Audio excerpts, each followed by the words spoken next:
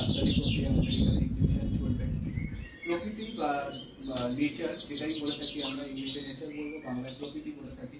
তো প্রকৃতির প্রত্যেক কটা চিন্তা ভাবনাকে তার নিজস্বতা ক্যানভাসে তুলে ধরার যে প্রচেষ্টা সে করেছে, তার সেই প্রচেষ্টাটাই এই প্রত্যেকটা এখানে ফুটে উঠেছে, আমরা দেখতে পাচ্ছি। তো আজকের এই শুভ আরম্ভের জন্য আমরা যাদেরকে আমরা বিশিষ্ট শিল্পীদেরকে পাশে পেয়ে গেছি, তার মধ্যে সবার আগে যার নাম করতে হবে তার হচ্ছে তাপস প্রধান স্যার। দিন ধরেই আমাদের শিল্পী জগতের সাথে যুক্ত আছে। তারপরেই হচ্ছে শিল্পী বিশ্বজিৎ স্যার, শিল্পী দেবাশিস স্যার, শিল্পী বাপ্পা ভৌমিক, শিল্পী অভিন সাহা, শিল্পী প্রসেনজিৎ, তো প্রত্যেকেই আমরা এখানে উপস্থিত আছি এই এক্সিবিশনের সম্বন্ধে।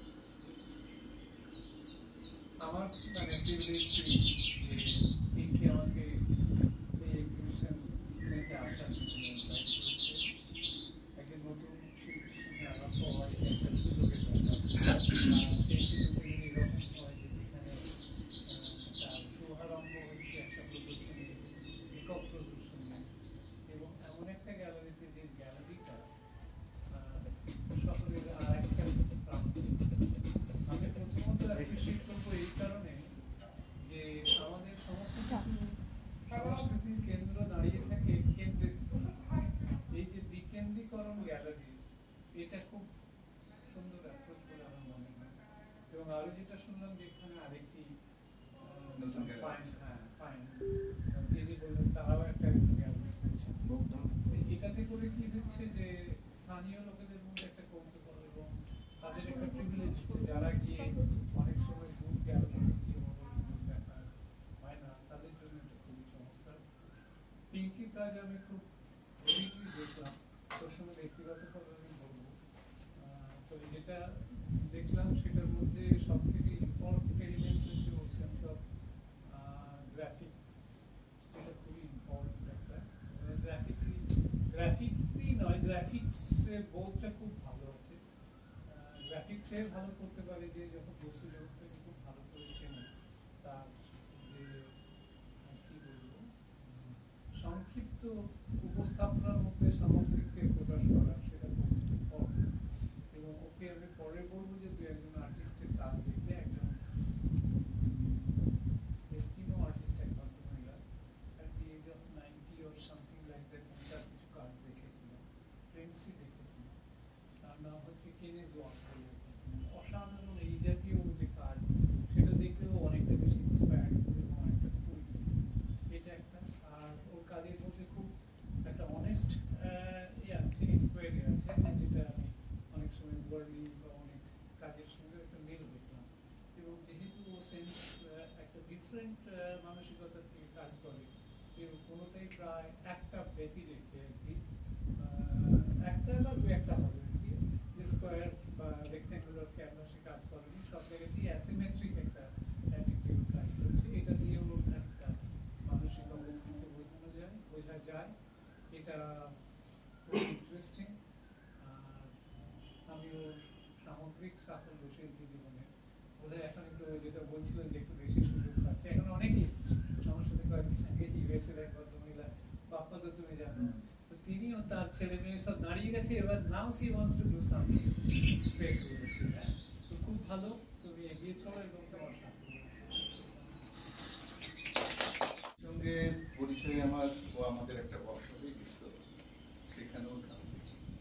এবং যেহেতু আমি কারুশালায় কাজ করি, ওখানে কারুশালায় একটা অসাধারণ কাজ করছে, তো সেই কাজটা আমাকে মুগ্ধ করেছিল। তারপরে ও ষোলো এক্সিবিশনে আমাকে ইনভাইট করছে, এটা আমার কাছে একটা অনেক বড় প্রাপ্তি। ওর যে কাজ, সে কাজে ও স্পেস ডিভিশন থেকে শুরু করে কালার থেকে কম্পোজিশন থেকে ভীষণভাবে মুগ্ধ করছে।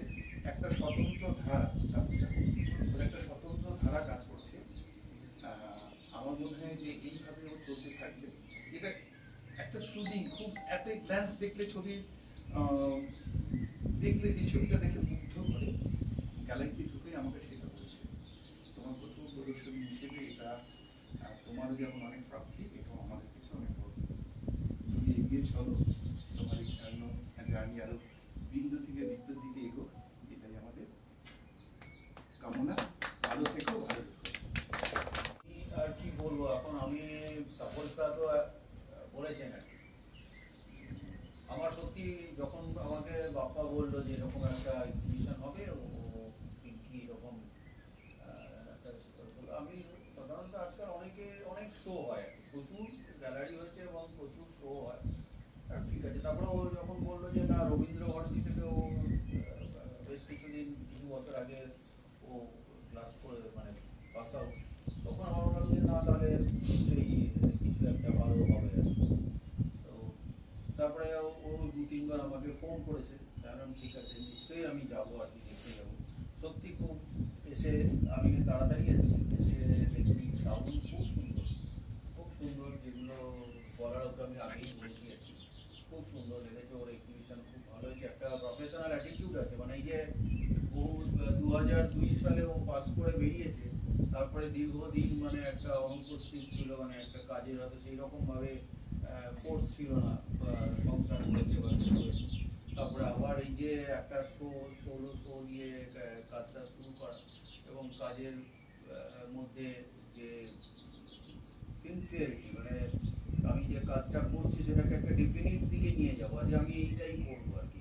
অনেক রকম হাতড়াইনি, যেটা হয় কি যে অনেকদিন পরে এক্সিবিশন করলে বা কাজ করলে নানা রকম এলিমেন্টস এসে যায়, সেইটাকেও সংযত থাকতে পেরেছি যে না এই পাখি প্রকৃতি গাছপালা এবং যেটা তাপসদা বললেন যে একটা গ্রাফিক্যাল ডিজাইন নিয়ে কাজ করা আর কি, যেটার মধ্যে একটা মিউরালিস্টিক থাকে আর একটু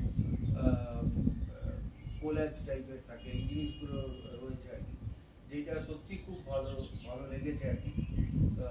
আমার মনে হয় যদি ও কন্টিনিউ রেগুলার করা উচিত আর কি, যার এই ধরনের একটা স্কিল আছে এবং ভাববার একটা চিন্তা শক্তি একটা রয়েছে আর কি, তো সেইটা আমার মনে হয় কাজে লাগানো উচিত এবং আরও কাজ করা উচিত, তাহলে ভবিষ্যতে আরও অনেক বড় বড় এক্সিবিশন আসবে, বড় জায়গায় পার্টিসিপেটও করা যাবে এবং ভালো হবে। এটা আমি চাই যে আরও ব্যাপারটা হোক। আমি বিশেষভাবে পরিচিত ছিলাম না, কিন্তু ঢুকে একটু দেখলাম, আমি বিষয়টার কাছে শুনলাম যে ব্যাংকটি 2002 পাশ করেছে এবং মাঝখানে হয়তো সাময়িক বিরতি হয়েছিল, যে কোনোভাবে ছবিটা সেভাবে আঁকতে পারে, নিজের মতো করে রেখেছে, সেটা হয়তো প্রকাশ হয়, কিন্তু প্রকাশটা এত সুন্দর এত ভালো সত্যি, তার যে ছবিটি জিওমেট্রি, অর্থাৎ জিওমেট্রি এবং লিরিক্যাল লাইনস দুটোকে এক জায়গায় করে ছবি যেভাবে এখানে উপস্থাপিত হয়েছে বা যেটুকু আমি দেখতে পাচ্ছি, তাতে করে নিশ্চয়ই বড় কথা। অনেক বেশি তো সেক্ষেত্রে আমার কিন্তু প্রতি একটা কথাই বলবো যে এভাবেও ফিরে আসা যায়। ভালো থেকো, ছবির মধ্যে খুব সুন্দর লাগলো কথাটা, মানে শেষের লাইনটা